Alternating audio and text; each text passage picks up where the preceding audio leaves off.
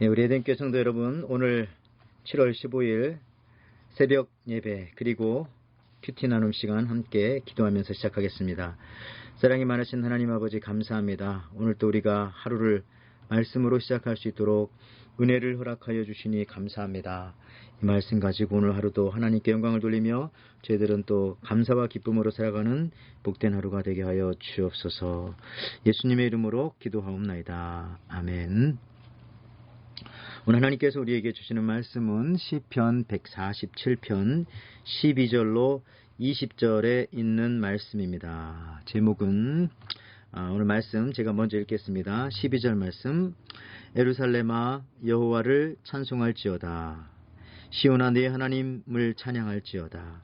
그가 네 문빗장을 견고히 하시고 네 가운데 있는 너의 자녀들에게 복을 주셨으며 내 경내를 평안하게 하시고 아름다운 밀로 너를 배불리시며 그의 명령을 땅에 보내시니 그의 말씀이 속히 달리는도다.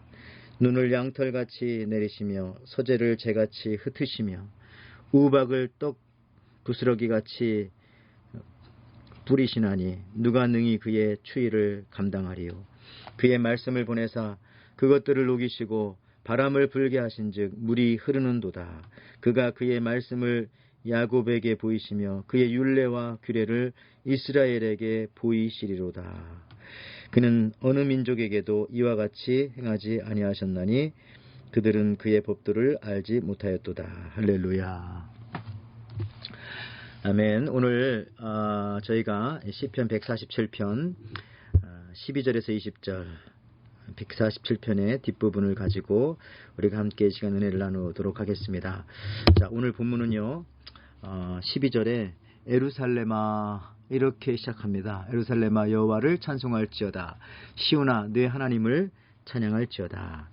자, 지금 이 시인은 하나님이 예루살렘과 그곳에 사는 당신의 백성들을 사랑하셔서 얼마나 풍성한 복을 주시는지를 마치 펼쳐진 풍경화처럼 세밀하게 묘사를 하고 있습니다. 그러니까 그림을 그리듯이 오늘 본문을 기록하고 있고요. 역시 우리도 한편의 그림을 보듯이 이 하나님의 말씀을 우리가 화가의 눈으로 읽으면 더욱더 보이지 않던 부분들이 보일 줄 믿습니다. 오늘 한 두 가지 정도 살펴보고자 합니다. 먼저는요, 저희가 12절부터 14절까지 예루살렘이 받은 축복을 찬양하는 그런 부분에 대해서 말씀을 드리고요. 그 다음에 그 이후 15절부터 20절까지는 하나님은 예루살렘을 지키시고 복 주실 때 말씀으로 그렇게 인도하신다라고 하는 두 부분입니다. 먼저 우리가 12절부터 14절까지 말씀을 보실 때에 예루살렘에 받은 복을 지금 시인은 찬양을 하고 있습니다. 여러분, 예루살렘은 참 이 독특한 도시입니다. 사실 한국을 생각하면요, 예루살렘이 이제 이스라엘의 수도인데 한국에 보면은 뭐 청와대라든지 옛날 조선시대에 궁궐이 있었던 뭐 경복궁, 창경궁 등등은 항상 그 산을 끼고 이렇게 도읍지를 삼고 그리고 뭐 궁을 세우고 그렇게 했습니다. 그도 그럴 것이 한국을 보더라도 서울은요, 뒤에는 북한산이 북쪽으로부터 내려오는 오랑캐들을 막아주고 있고 앞에는 한강이 흐르고 있기 때문에 또 앞에서 쳐들어오는 그 어떠한 적으로부터 막을 수 있는 아주 어떻게 보면 천연 요새와 같은 그런 도시가 사실은 이 서울입니다.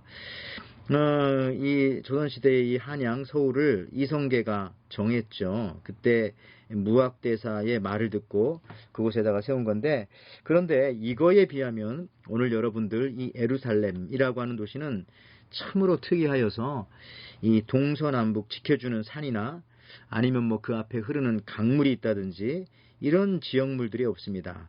심지어 이 예루살렘은 다른 곳보다 아주 높은 것도 아니고 약간 높은 그런 곳에 위치해 있기 때문에 외적들로부터 침입을 받기에 아주 쉬웠습니다. 또한 여러분, 이 예루살렘은 높은 곳이기 때문에 사실 성 안에 물이 없었습니다. 그래서 우리 성경 읽다 보면은 히스기야 왕 때, 여러분 히스기야가 참 위대한 왕이긴 합니다. 뭐 병이 걸려서 15년 생명도 연장받고 또 하나님 앞에 초중반에 회개운동도 많이 했고 했는데 역사적으로도 굉장히 중요한 일을 하나 한 것이 뭐냐면은 이 예루살렘 성에 물이 없는데 그 물을 지하수를 판 것이 아닙니다. 지하 통로를 통해서 이 강물을 끌어온 거죠. 기온강과 그 예루살렘 안에 실로암이라고 하는 연못을 만들어서 그쪽으로 바깥으로부터 물이 들어오게끔 그렇게 만들었습니다. 여러분 이런 걸 보면요. 이러한 비밀이 만약에 예루살렘에는 물이 없고 그리고 그 지하 비밀 통로를 통해서 강물이 들어간다더라. 이러한 것들이 발각되기라도 하면 사실 전쟁 때에는 도시는 망하는 것입니다. 왜냐하면 그 물길을 막는다든지 또 물에 나쁜 약을 탄다든지 그럴 수도 있잖아요. 즉 어떤 면에서 여러분 이 예루살렘은 자체 방어할 능력이 다른 도시에 비해서 아주 약했습니다. 그런데도 놀라운 것은 한국의 서울은 도읍지가 된 지 한 500년 지났지 않았어요?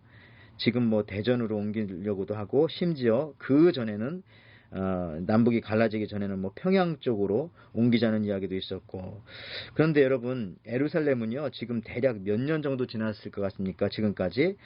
지금부터 예수님 시대만 하더라도 2000년 그리고 예수님 시대에서부터 다윗까지가 벌써 1000년이 되니까 적어도 이 예루살렘은 3000년 동안 존재해오는 그런 도시입니다. 주변에 산도 특별한 막아주는 산도 없고 방어해주는 강도 없고 어떤 그런 것이 없어도 3000년이나 존재하고 있었다는 거죠. 자그마치 500년 된 서울의 6배 이상, 미국 워싱턴 DC에 비하면 한 15배 이상 이렇게 오래도록 건재하고 있는 이유가 무엇입니까? 그 어떤 특별한 좋은 지리적 장점을 가지고 있지 않은 이 예루살렘이 말이죠. 환경적으로 보면 아무것도 지켜줄 수 없는데 누가 지켜준 것입니까? 하나님이 지켜주셨기 때문에 그렇습니다. 여러분 우리도 마찬가지입니다. 우리 믿는 사람도 예루살렘성 같은 성도가 되시기를 바랍니다.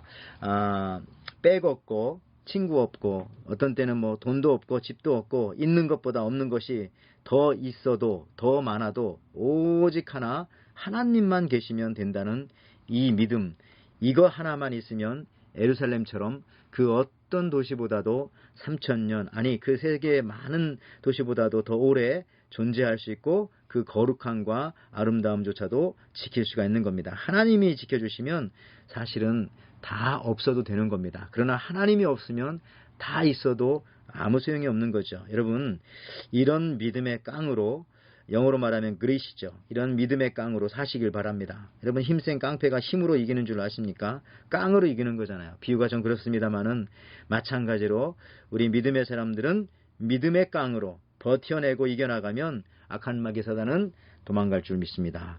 여러분 한 가지 더 오늘 두 번째 살펴보고자 하는 것은 15절부터 또 20절까지 말씀입니다.